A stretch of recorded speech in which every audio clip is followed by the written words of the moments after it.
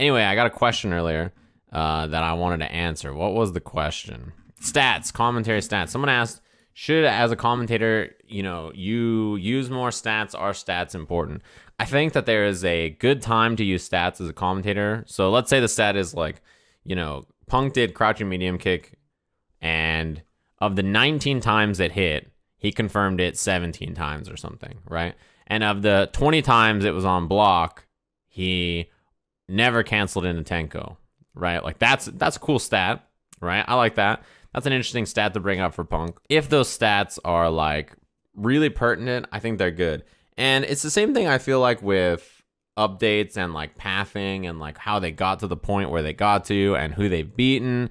And there's like lots of different things, right? There's a time and place to use stats. I don't think you have to fill your commentary with them. What I don't want stats to be is like when you watch sports games and there's like, the play is being set up and there's like a commentator who's talking about what's happening and the play ends. And one commentator goes, as we step into the third quarter here, so far they've been 7 for 45 on passes to the right side of the field.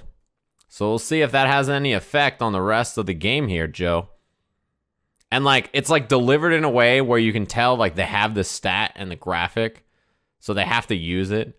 But like there's no like analysis or logic of why it's being inserted there into the game. It's just like a number that they're giving you. He's 7 for 45 from this range, and you're just like, okay. Is that like better than usual, worse than usual? Is he having an awful game? Like, I don't know. If it's tied into some other kind of analysis or really pertinent to that moment, then like break it down for us. But if you're just like saying it because it's like you have a stat, it should all be there for a time and place, right? If it's helping you build like a narrative, or if it's helping you like, I don't know, explain the level of like explain your analysis, give another like level to it by having numbers to back up just what you're saying, that can always be good. It depends on like whether you are the kind of person who, when you deliver stats, it really comes off as something that's important for you or not. So if you're like an analyst, having stats is always cool because somebody knows that that's what you're going to be talking about anyway. If I deliver like a stat, it's going to have some analysis behind it, right? But if you're just like, can you imagine like if you just gave Yipes stats or Tasty Steve stats and they just like read it off a piece of paper, like you just gave it to him? It's like, oh, when Punk gets someone can you imagine like Tasty Steve, like, yeah, man, when Punk gets someone to the corner, he beats him 21 out of 25 times. That's a lot of percent. Yeah. Anyway, and then he just gets back into the match. Like, you don't want Steve to do it. What's the point of that? Like, okay, well, when Punk corners you, he beats you 21 out of 25 times. Sure, all right.